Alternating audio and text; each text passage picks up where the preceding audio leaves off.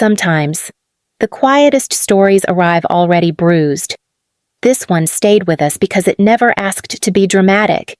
It just stood there and waited. Maeve Callahan was 16, and the moment that changed her life did not come with a warning. This is how she remembers it. The candle kept bending like it wanted to give up. Wax slid down the side of the cupcake and burned my thumb, but I did not pull away. The kitchen light hummed. The clock over the sink ticked loud enough to feel personal. Dad stood by the front door with his coat on. Linda stayed a step behind him, arms folded, watching the floor like she had already decided not to see me. Brooke leaned against the counter, chewing gum, staring through her phone. Dad cleared his throat. "You're old enough to survive. We're done." I waited for the rest of the sentence. It never came. Linda finally looked up. "Take the bag. Everything you need is in there." Brooke laughed. "Try not to come back smelling like the park." The lock clicked before I reached the porch. Rain soaked my sneakers in seconds. I stood there, cupcake crushed in my fist, listening to the house settle like it had exhaled me. For a moment, the room behind the door stayed perfectly still. It was not anger that filled it. It was certainty, back in the present. We remember noticing how quickly silence replaced noise, not dramatic, just final. I walked until the streetlights thinned out. The bag cut into my shoulder. My phone buzzed once, then went dark. If you're listening, stay with this one. Maeve did not know it yet, but the night she was erased was also the first night she learned how to last. The house did not change all at once. It learned me out of the room in small ways. After my mom died, Dad kept her mug on the counter for a while. Blue glaze, a crack down the side.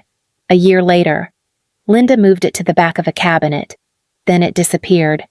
No announcement, just gone. Dinner shifted, too.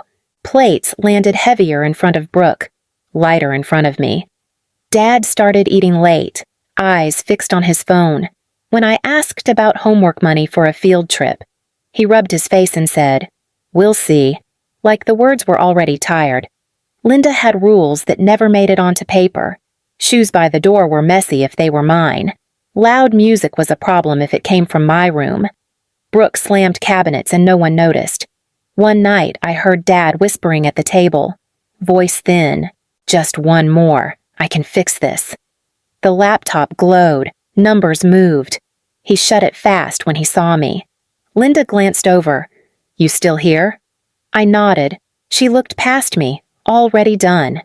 By the time the notices started arriving, the house felt smaller. Like it had decided who belonged and who was extra. The first night. I walked until my legs went dull. The rain stopped, but my socks stayed wet. I sat under a slide at Riverscape and hugged my backpack to my chest. It smelled like plastic and old laundry soap. I slept in pieces. The second night, I tried a youth shelter. The woman at the desk glanced at the clock and shook her head. Curfew passed. She slid a pamphlet toward me anyway. Careful not to touch my hand. Come earlier tomorrow. Tomorrow felt far. By the third day, hunger got specific. Not loud. Focused. I learned which trash bags were still warm and which weren't worth opening. A guy behind a pizza place nodded once and set a box on the ledge without looking at me. "Still wrapped," he muttered. Then he went back inside. I kept my phone off. No battery. No plan. I counted steps instead, from the river to the bus stop, from the bus stop to the gas station that let people use the bathroom if they bought something. I didn't. At night, people talked around me like I wasn't there. A couple argued near the water. Someone laughed too loud. I stayed still. Still meant safe. By the end of the week, I stopped expecting doors to open. I learned how to wait without showing it. I was behind a closed cafe when the car rolled in. Quiet like it belonged there. Dark paint. Clean. It stopped too close for comfort. I stepped back, ready to run. The driver's door opened. A woman got out. Mid-50s maybe. Coat buttoned wrong. Hair pulled back like she'd done it in a hurry. She didn't scan the alley. She looked straight at me. Maeve Callahan. Hearing my name out loud felt like a mistake. I tightened my grip on my bag. You've got the wrong person. She shook her head once. Not sharp. Certain. Margaret Holloway. People call me Maggie. She kept her hands where I could see them. I'm not here to scare you. I didn't answer. She nodded toward the cafe door, then back at me. I won't step closer. A pause. Your great aunt, Eleanor Whitcomb, passed away last week. The name didn't land. I waited for the follow-up, the pitch, the part where she asked for something. Instead, she took a breath. She left instructions for you, very specific ones. I laughed before I meant to. It came out then. I don't have anyone like that. Maggie's mouth pressed into a line, then softened. She knew you wouldn't believe me. She reached into her coat and pulled out a folded paper. No envelope, just the page. She asked me to find you anyway. I didn't take it. Not yet. There's a time limit, Maggie added, careful, and a choice. The car idled behind her. The alley smelled like old coffee and rain. For the first time in days, someone was waiting for my answer. Maggie didn't rush me. She drove with both hands steady on the wheel, the car smelling of lemon wipes clean, but clinical. We stopped at a vinyl booth diner in Covington. Coffee was already waiting. She slid a folder across the table. Eleanor Whitcomb, Maggie said. Your mother's aunt.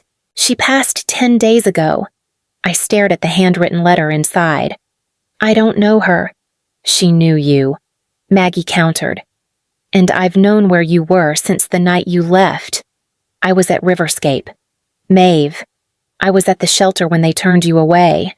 My grip tightened on the folder. You watched me sleep under a slide Eleanor's orders, Maggie said, her voice softening. In 1943, she was kicked out of her home in this same city. She spent exactly 72 hours hungry and invisible before a stranger gave her a job at a steel mill. She built a $47 million manufacturing empire from that moment. She wanted to see if you had that same 72-hour grit. If you didn't break, you earned the right to lead. She tapped the trust documents. The condition is her tribute.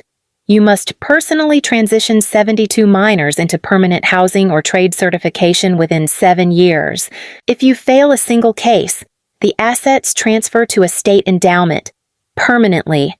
I looked at the clean margins of the legal text. I'm 16. I can't even sign a lease. That is why I am here, Maggie said. I've been appointed your legal guardian and the trust's signatory. I handle the law. You handle the lives. It's not a gift. Maeve. It's a debt she's passing to you. The diner clattered around us. It didn't feel like a rescue. It felt like a mission. The first house had 8 beds and 1 washing machine that shook like it wanted out. Maggie stood in the doorway on opening day, checking her watch. Fire inspection cleared. Zoning is clean. Don't celebrate yet. I didn't. I carried a mattress up the stairs and scraped my knuckles on the railing. It felt earned. The kids came in quiet, one at a time. Shoes left by the door because someone told them to. A girl asked where to put her bag. A boy hovered by the sink, running water over his hands longer than needed. Paperwork stacked fast. Intake forms. Compliance checklists. Maggie circled dates in red and slid them back. These signatures have to be exact, then softer. Sleep when you can. Weeks blurred. I learned to drink coffee cold. 70-hour weeks stopped sounding dramatic and started sounding normal.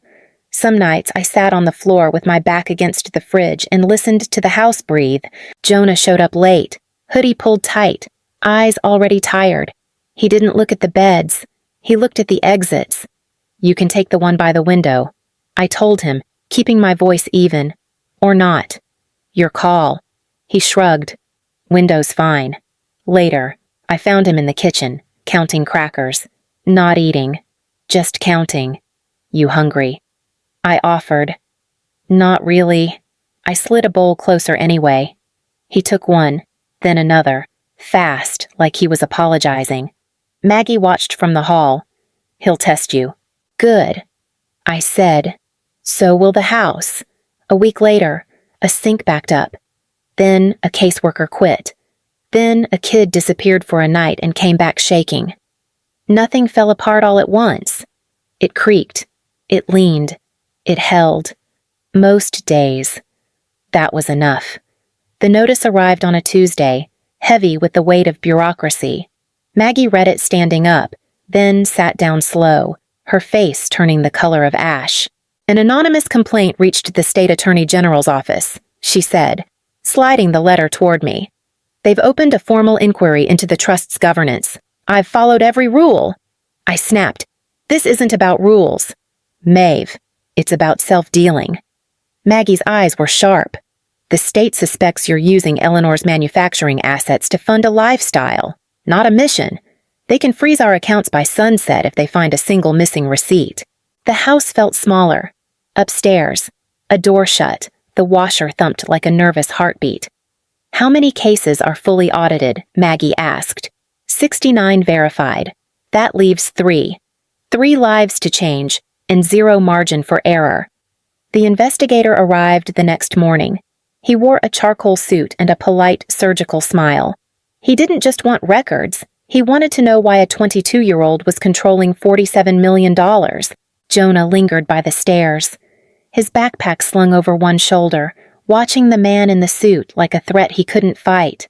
Later, Maggie pulled me aside in the kitchen. From this second, you don't sign a single check. You don't promise a single bed. To the state, you aren't a savior, you're a risk. I haven't taken a dime. I whispered. I know, she said, her voice dropping. But this isn't about the truth. It's about the paper trail. That night, Jonah knocked on my door, his frame tight with old anxieties. If they shut us down, I can disappear. I won't let them take you down for me. No, I said, looking him in the eye. The paper is thin. Jonah, we are the ones who are solid. You stay. Maggie didn't call it a confrontation. She called it an assessment. She slid a medical file across my desk: hospital intakes, missed treatments, and a final diagnosis for my father. We drove to the county clinic in silence. The facility smelled of industrial bleach and fading hope. My father sat by the window, a hollowed-out version of the man who had exhaled me from his life 7 years ago. Brooke was there, pacing near the exit, her eyes sharp with a desperate kind of greed. Maeve, he whispered. I sat across from him and laid out a single folder. These are the only options, I said, my voice as flat as the table. Medicaid expansion forms and a list of state-funded palliative care facilities. Brooke scoffed, stepping closer. You're sitting on $47 million, and you bring us pamphlets. Just write the check. Maeve, fix this. I can't, I replied, looking her in the eye. The trust is irrevocable. Every cent is legally bound to minors in crisis. If I sign one personal check for you, I'm not just breaking a rule, I'm committing a felony and dissolving the home for 70 other kids. But I'm your father, he rasped, and I am the trustee of a promise you didn't keep, I said. I slid the folder toward him. The state offers this help. It's more than you gave me. I stood up, the weight of the silver keys in my pocket feeling heavier than ever. I didn't bring revenge, but I didn't bring a rescue either. I only brought the truth. The final audit cleared on a cold Thursday morning. Maggie didn't email. She walked into my office and laid the stamped verification on my desk. 72, she said, her voice unusually thick. The trust conditions are satisfied. The manufacturing assets and the estate are now fully under your control. Maeve. I leaned against the window, watching the sunrise hit the Ohio River. Nothing felt different, yet everything had changed. The house hummed with its usual morning chaos, breakfast plates clinking, a muffled laugh from the hallway. The mission hadn't ended. It had simply become permanent. That night, Jonah helped me lock the front gate. He checked the bolts twice, a habit of a boy who once had no doors to lock.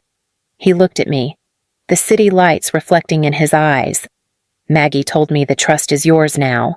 So, what happens to us? The same thing that happens every day. I said, we protect the house. I took a breath and handed him a small leather folder. I filed a petition for adult adoption. In the eyes of the court, it's a legal mechanism for inheritance making you my official next of kin. But for me, it's about the name. Jonah's hands shook as he read the filing. I'd be a Callahan. Only if you want to be. I've been a Callahan since the night you told me I didn't have to disappear, he whispered. We sat on the porch steps in the quiet December air. Behind us, Maggie stood in the doorway, a silent sentinel who had seen me through the fire. There were no cameras, no grand speeches, and no revenge, just a clean signature on a new page. I didn't feel victorious. I felt finished with running. The house held. So did I. Thank you for staying until the end. This is where the story stops, and the life begins.